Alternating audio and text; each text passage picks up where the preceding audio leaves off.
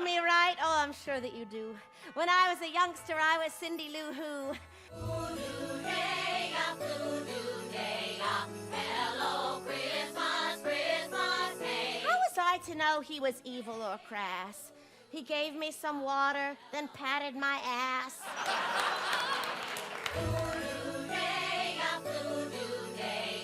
Hello, Christmas. The night of my birthday, he took me alone to the dock, where he gave me my present, his big, thick, long, excuse me.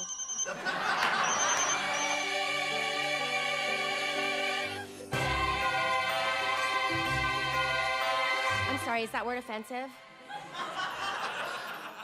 It gets worse.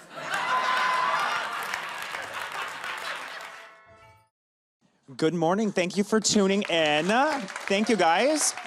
My name is Tyler Mount. I am so excited to be here with all of you this morning with some of the most ingenious, hysterical minds off-Broadway right now. Please welcome Olivier winning actress Lesli Margherita, Matthew Lombardo, and Carl Andress, who are the hilarious minds behind the off-Broadway smash hit, Who's Holiday? What I like to call the untold story of Cindy Lou Who. So let's dive right in. Let's talk to the both of you, director, writer of this hilarious show. Can you tell me a little bit about where you got the idea, your creative instincts behind it, and what led you to create the show? Well, Matthew called me about 1.5 years ago and said, I had this 7-minute version of this play and I've expanded it, and would you work with me? And Matthew, tell us how you came up with the idea. Well, Rob Ruggiero, who's the artistic director in Hartford, Connecticut at theatre-goers, he came up with an idea called Christmas on the Rocks. And what he wanted us to do is take a Christmas character and put them in modern day. And he was getting 7 playwrights to write 7 10-minute plays. And he said, would you be interested? And I said, only if I could do Cindy Lou Who. And without sounding egotistical, but Cindy Lou Who was kind of like the hit of the evening. So I thought maybe she deserves her own show. Maybe I could dive in a little bit more, and then we developed it together. Yeah, I love that. So, Lesli, you are no stranger to the stage, to film, to televisions around the world. Tell me what is so appealing to this one-woman show to you, and why this seemed like a great project for you to work on. I had never done a one-woman show. I've done my own cabaret shows, but there's always other people on stage with me, my musical director and my band, and so that in itself I thought was going to be a great challenge that I would enjoy. I didn't at the beginning, but now I enjoy it. But then when I heard it was Cindy Lou Who grown up and kind of life on the skids, I thought that was the most interesting thing, because nobody's life turns out the way that they think it's going to turn out.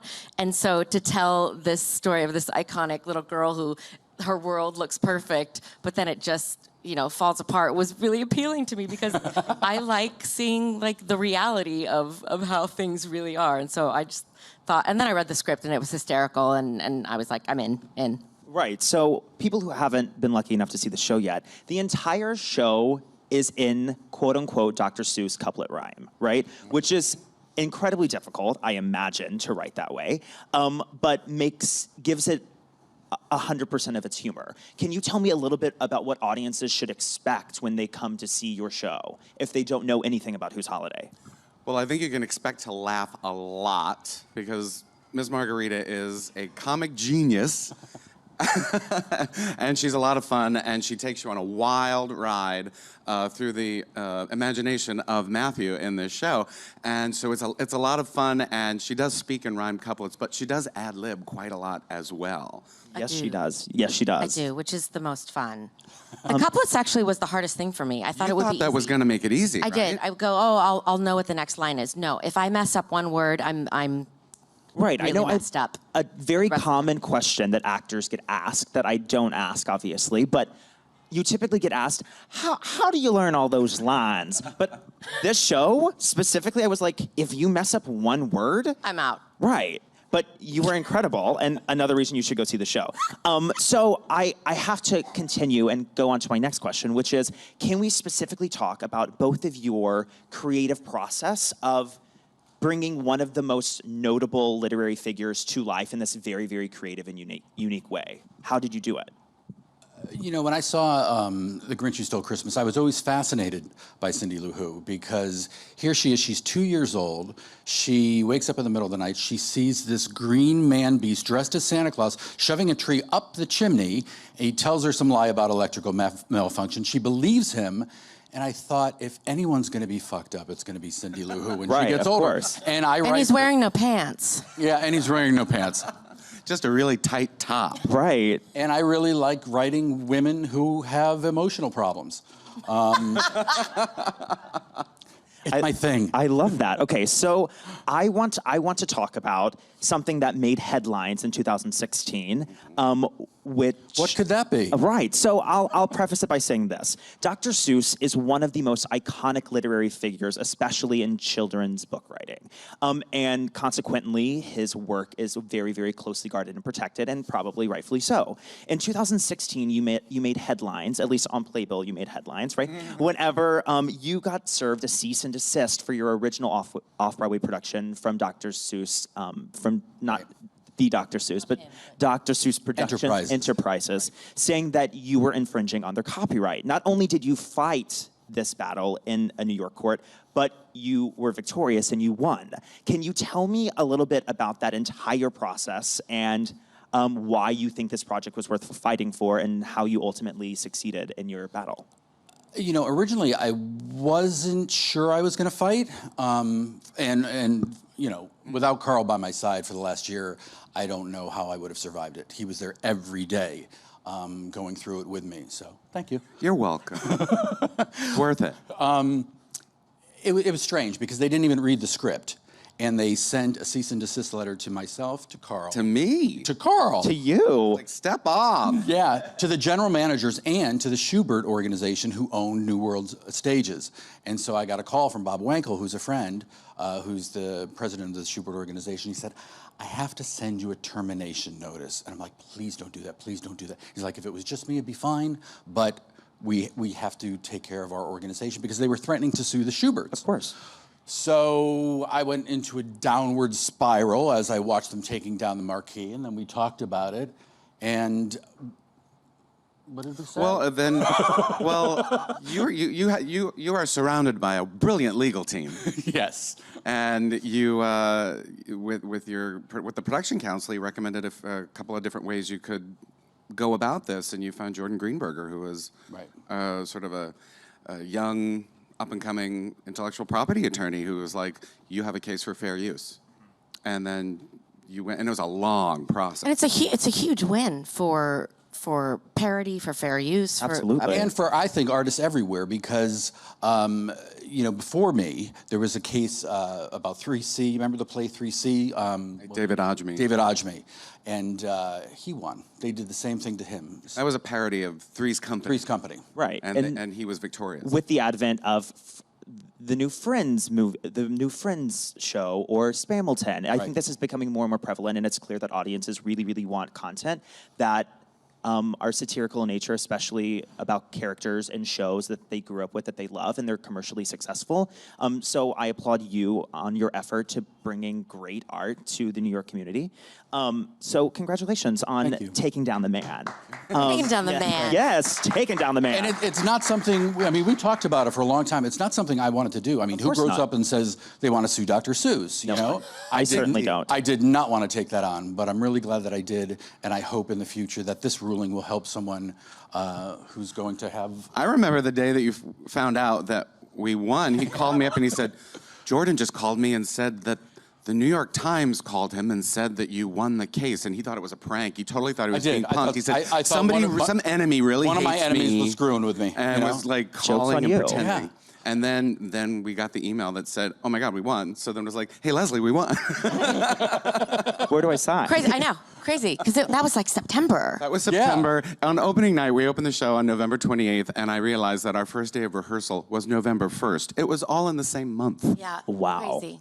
Yeah. Wow. But now thousands and thousands of New Yorkers and visitors and tourists alike get to experience this incredible show because of your hard work in the New York legal They get system. to laugh and they get to have like feelings Exactly. and Christmas cheer So- and celebration. Exactly. And it's so interesting because originally we were going to go to Boston because there were no off-Broadway theaters available. Right when I was going to sign the contract with the Boston Theater, Terry Byrne called and said, "Would you be interested in coming to the West Side?" I'm like, "Would I?" I'm available. I Let's know. go. And we did a complete 180 and we changed everything immediately. Right. So, Leslie, you are playing one of, again, Dr. Seuss's most iconic characters, but in a very, very non-traditional way. Is a fair statement, I think? Fair. Fair. Tell me a little bit about that process and what your now adult Cindy Lou Who, how she differs from the one that we grew up with. Well, the hardest thing about Cindy Lou is she barely speaks in the original animated feature. She just says, why, like basically says nothing. And then, so I watched that first and I was like, well, there's nothing to go on. But then what I had to do is just kind of look at how she was and just the way that she was dressed and her hair and everything. I knew that if I had grown up screwed up, I'd still want to like hold on to that kind of idiot ness, you know what I mean? But reading the script, it all came from the script. For me, it was just making her real, a real woman who thought she was meeting the man of her dreams and gonna live her fairy tale life, and how things just fell apart. But for me, what got me to say yes, it was funny, but for me, it was a redemption story of a woman who picked herself up, who was at the bottom, and no matter what, like got through it. And that was the most important thing to me, was the downer parts of it as well, because I feel like, especially now, we need stories like that of people who have faced adversity but then come through it. And I know that's so weird to say about a cartoon character, but it's so true. Right. I mean, I came to the show with knowing that I was going to laugh, knowing that I was going to see Leslie doing her one-woman show, right? Which is exactly what I got, right? Hysterical. But I was going to comment on the fact that, sure, this is a satire, and sure, this is meant to make people laugh, but also there are really, really surprisingly poignant, real moments that I'm like, I really care about this alcoholic Cindy Lou who lives in a trailer park. Completely. Right. And so I want to know, because I had this experience, I went in expecting one very, very, run-of-the-mill comedy experience, which is, I did get the comedic element that I, wanted to go see. Tell me why a show like this is important in today's world. It's an hour of taking people out of the crappiness of the world right now, and people will laugh. And we talked a lot about earning the more touching moments. Right. We have all the hysterical, funny moments, and she's a mess, But deep down, she's also not just a dumb blonde. She's not a real blonde anyway. But she's a smart girl. She took classes. She's book smart, and she made something of her life. And we talked a lot about the fact that you get to know her in this comedic way, that we really earn the moments where she really does tell you the crap that she went through, and people will stay with us. And then it goes back up again. But that part of the ride was so important, and I'm so glad that you wrote that part of it, because that's what life is anyway. It was very important, as Matthew and I were working on the script together, just to really make sure that it wasn't just a laugh riot, but that there was some underpinnings there, and that we could have our cake and eat it too. And I think we've all pulled it off really nicely, and it's a real tribute to Leslie. And there's some other issues. I mean, we talk about a mixed marriage of color. We talk about some people think different loves are perverse. Domestic, violence.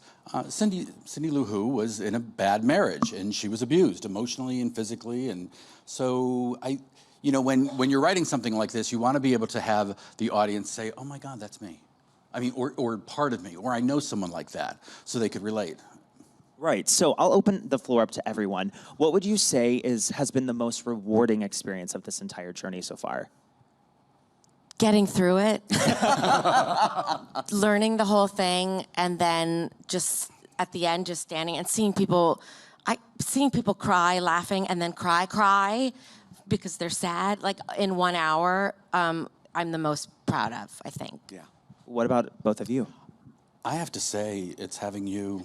It's having you as my Cindy Lou Who. You know what? We did the first reading, and I've seen her in many shows, but the playwright is always nervous, and you're like, oh my God, is she going to be good? Is she going to suck? And so we did the first read, and I thought, I don't have to be here till opening night. I mean, she had a handle on it, and I've seen it like maybe 10 times, and every time she gets better and better and better, to the point where now I sit and like, okay, let's see what you got today. Okay. She's really that good. And I couldn't imagine anyone else doing this role. Right. What about you, Carl? Well, I will second exactly what Matthew said. It's just been such a privilege and an honor to work on this with Leslie and to just see what she does every night. It's amazing. Yeah. It's like really seeing a Broadway legend on stage every night. You are a Broadway legend. It's like Stop seeing it. Gwen Verdon. You have an Olivier Award. I do not. A real stage genius and who's just a delightful person in real life, too. And then just being so proud of the wonderful production that we were able to provide her with and this great playground in the snowy mountains in her Every trailer. single person on the team was like a heavy hitter. The lighting, the sets, the costume was really stunning. It's a Broadway show off Broadway. It is. And I only have time for one more question before we go to audience questions. So again, all of you, for people, because we have thousands of people watching, what would you say, why should people come see this show now? We need to laugh. We need to have a good to time. laugh.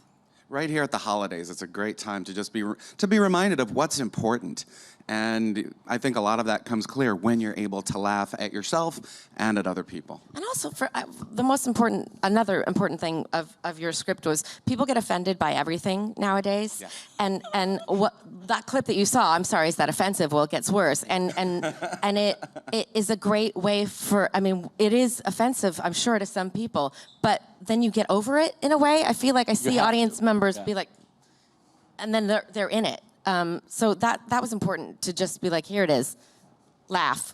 Yeah. Years Not from bad. now, they're going to say, did you see Patti LuPone and Evita? Did you see Carol Channing in Hello, Dolly? And did you see Lesli Margherita as Cindy Lou Who? I am not kidding you. I'm not kidding you when I say that. It's true. It's really true. She blows. It's amazing what she does. You get a full evening of hysterical theater in an hour. There's rapping, there's crying. There are, I don't want to give too much away, but there are pigs in a blanket. There are pigs in a blanket. There's a little bit of moderate Yeah. audience interaction, which is not too invasive. No. Do you know what I mean? Because I don't want, you know what I mean? It was just the right amount of And everything. I don't pick on you unless you Want to be picked on. to be picked on. Volunteers. Or if you deserve it. Right, if you Some of them deserve deserve it. Some of you deserve Phones it. going off. Phones going off, arriving late. That's all I'll say. So now it's time to open up the floor to questions in the audience. I'll start with you. Hi. You fought so hard to make the show happen, and thank you so much. Do you feel more powerful and credible to kind of like take on any challenge? And just because this is a holiday show and it's going to be over soon, what is next for you guys? I'm exhausted by the whole process, to be honest with you. I never wanted to carry a banner for anyone, but now we have the banner over the West Side Theater, which is nice. Of course, this is gonna, every year we're gonna do it in many different cities, and we are talking about a possible Broadway production next season. So we'll see if we can get this one to come back, and so it'll play a lot of different places. So we're looking forward to that too. Do I have any more questions on the floor? Hi. Hi.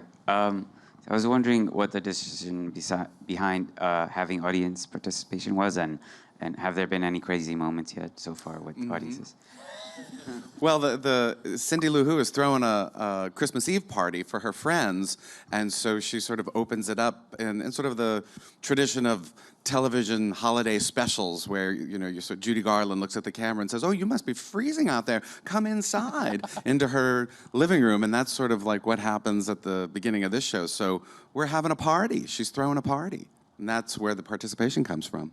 It is a surprise every show for me, and not always a good surprise. We've had everything. We had a woman that had a few too many before she came in, and I went down to talk to her, and she said, "My son loves you, and are you single?" And I was like, next. There's been everything. My favorite is when a woman said to Leslie, she just said, "I'm a widow." And Leslie didn't know what to say, so she said, "Better you than me." And I was like, oh my God. How appropriate. I love that. And our final audience question. Hey guys, so this question is inspired by that amazing skirt you have on. Yeah. If your next one-woman show was a character from the Star Wars universe, who would you want to be? I always say that I would be Cy Snoodles, who is the leader of the Max Rebo band in Return of the Jedi, because she has great heels and skinny legs and an amazing voice. So if they did that, I would be Cy Snoodles for sure, because there's a story there, I'm sure. I am obsessed with that. I love that. I love that. Star Wars meets The Grinch Who Stole Christmas. It's everything everyone ever wants. Guys, thank you so much for joining me today. I'm so excited that I was able to be fortunate enough to sit down and talk to all of you. For everyone watching at home and in our audience today, be sure that you go down to the West Side Theater to see Who's Holiday playing now off-Broadway. Tickets at who'sholiday.com. Let's do it. Thank you guys for joining us today. I'm Tyler Mount here with AOL Build. We will see you very soon. Thank you. Thank you.